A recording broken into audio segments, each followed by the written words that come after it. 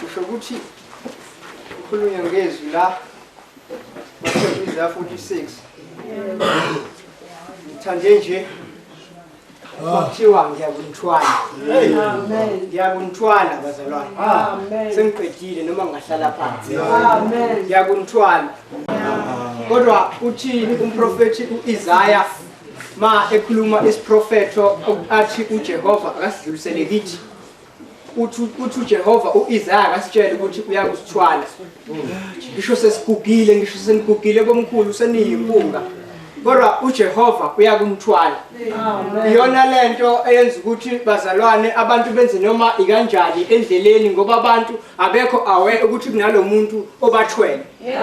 mhlambe ngihamba nje mina bazalwane makuthiwa uJehova uzositshatha mhlambe mina ngihamba nje uJehova kade angidedela akasangithwele mhlambe nasebandleni esikulona siyaxabana silwe sibanga into eyodwa singakhulumisani silokhu sithi uJehova usasithwele kanti uJehova kade asidedela akasasithwele zonthwala amen lawo mazwi ngifuna ukuhlala phansi kodwa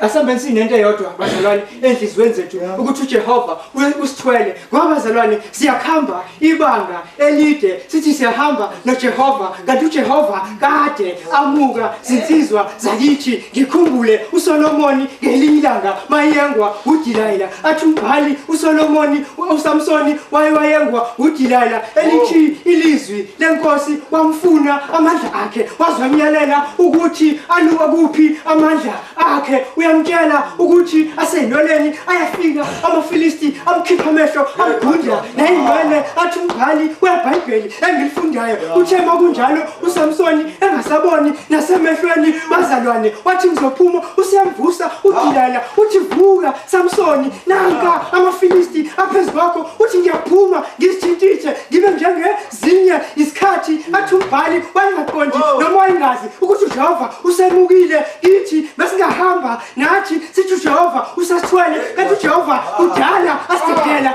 asasithwele wegcine esenamandla amen iyamvusa intombazane ebimiyengile emntaka amaphumulo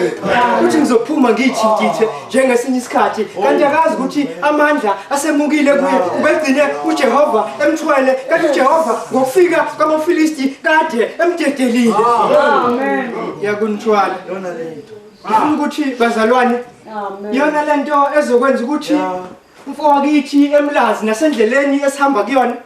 sihambe bazalwane sinale pride noma sinaleli gugu lokuthi siyahamba asinandaba nanokuthi abantu bathini ngoba sazi into eyodwa ukuthi uJehova usithwele umuntu ke othwelwe uJehova uhamba eyithiba nasendleleni noma ngabe ubona siphi isiyengo kodwa ngoba uthwelwe uJehova uyahlenga kulesi siyengo abafunakali ke abantu abazohamba endleleni lokuxabana enikwenzayo yazini ukuthi uJehova unithwele lokungazwani enikwenzayo yazini ukuthi uJehova unithwele lokuxoxelana lokuhlebana enikwenzayo yazini ukuthi uJehova unithwele mangayeki lezo zinto uJehova uzomuka kini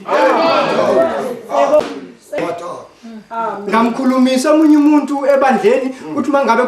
kuphunyelwe emnyango thina sithi masivala inkonzo ebandleni mntaka amashimane sichawulane asuka umuntu ayoma kude ningakhulumisani ningazwani uzuthi omunye awumfuni uzulikhiphe lokho bucawacoko ngezoyicuku enzenzayo uJehova unithwele uzohamba amen phela phansi ngidlulile ke Isaiah bazalwane hambani indeni wamaphumulo ngizobona isibindi nasendleleni ngisho ngakuthiwa bathina abantu ngisho kuthiwa izimo eqhamukayo ithini kunini kodwa nizovala amehlo nithi uJehova usitshethe manje ngifuna ukuya la uLuka ihlale phansi uthi umuntu amashimane emevula uthe uLuka 24 uthe ufunde nje u49 wathi bhekani ngiyathumela kini isithembiso sikaba kepha hlalani iziniphathiswa amandla avela phezulu manje uyabona mangabe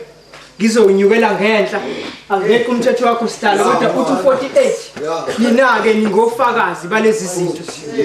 bhekani ke ngiyathumela kini isithembiso Ngiyamthanda 48 bazalwane ngoba abantu kulezi zinto ekanje agulela umuntu azashonela umuntu bazalwane engabhekile inkosi ebheka abantu azindle nangokuthi ubani obulele ahambe ayohlola azozonda nanabantu azonde omakhelwane ngoba iyodwa into ayikhohliwe ukuthi thina singofakazi balezi zizwe.